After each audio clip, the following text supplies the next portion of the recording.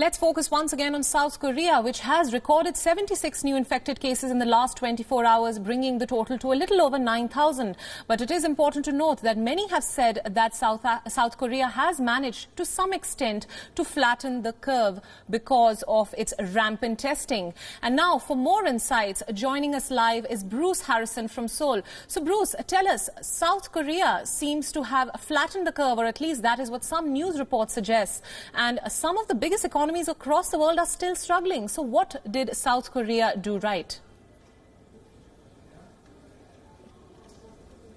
Priyanka, South Korea, pretty early in its larger outbreak in the country's southeast, implemented a very large testing program. It was able to do so partly because a lot of private companies had been given the go-ahead from the government as early as January to begin creating and stockpiling testing kits. So South Korea was ready to test on a large scale.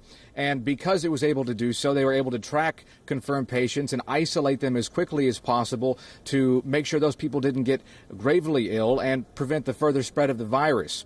What we're seeing now as well, on top of those testing measures, is ample communication between the government and the public, regular text messages alerting the public where there are new cases, as well as last week the government asked the public to avoid holding sports, religious events to try and stem the flow. And that's supposed to last for another week or so. That being said, there are still concerns that the local spread or local infection rate could jump at any time. 76 cases confirmed yesterday. That's far from zero, but it's also far from the 900 or so that was the peak of the outbreak daily here in South Korea. Right. So now testing seems to be the biggest element in identifying and curbing coronavirus, and that's something that even the World Health Organization has increasingly said. So what can other countries learn from South Korea as of now?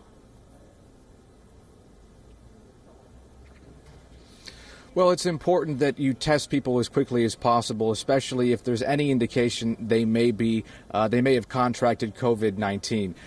That's really how Korea was able to flatten the curve initially, just with the rapid response and the government's full support in funding that program.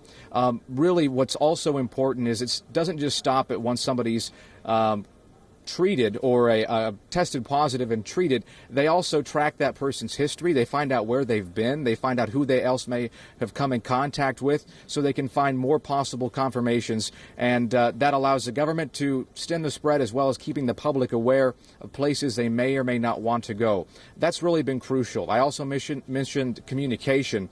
I receive several text messages a day telling me where there are new confirmations in and around Seoul. So I have the knowledge of areas to avoid, potentially preventing the spread and keeping myself safe as well. South Korea is taking measures, though, that other countries are now, too. We're seeing tougher quarantine measures here, which we didn't see earlier. You know, now that the local infections have stemmed, South Korea wants to keep those so-called imported cases out as well, travelers coming in. So tougher quarantine measures at the borders. We still haven't seen any outright travel bans, though, aside from that early hard-hit area of China, Hubei province. All right, Bruce, thank you for those insights. And we can hope that other countries can also learn from South Korea and adopt some measures to curb these infections as the cases continue to rise. And now let's put the focus on India. As the coronavirus cases continue to surge in India, the status of lockdown has been extended to 30 states and union territories. 548 out of India's 700-plus districts are now officially locked down. 3 states, Uttar Pradesh, Madhya Pradesh and Odisha, have only announced partial restrictions for now. These 3 states combined have locked down 58 districts between them and have so far reported 19 coronavirus cases. The states of Mizoram and Sikkim are yet to announce any lockdown measures. Punjab, on the other hand, has imposed a statewide curfew to implement the lockdown. The central government has asked states to take legal action against people seen violating the lockdown orders. Accordingly, 255 people were arrested in Kolkata. And in Noida, 96 FIRs were registered and almost 2,000 cars were fined for violating Section 144. In the last 24 hours, India reported 96 new COVID-19 cases, taking the tally to 492. India's 9 deaths have come from Bihar, Delhi, Gujarat, Himachal Pradesh, Karnataka, Maharashtra, Punjab and West Bengal. The major fear right now is that of community transmission. India's top medical body, the ICMR, says that it will take 20 days for the community spread patterns to be visible. From midnight, all domestic passenger flights in India have been grounded. Only cargo planes will be allowed to operate now. The central government has already halted interstate buses and trains, and most state governments have sealed their borders. The Home Ministry also issued an order shutting down all 107 immigration checkpoints, which are spread across airports, seaports and land borders. Only essential services will be exempt from this shutdown. This effectively means that all points of entry into India have been sealed. Delhi's AIIMS hospital has shut down its outpatient services. The hospital had earlier suspended all non-essential medical procedures. Lok Sabha, India's lower house of parliament, has been adjourned indefinitely.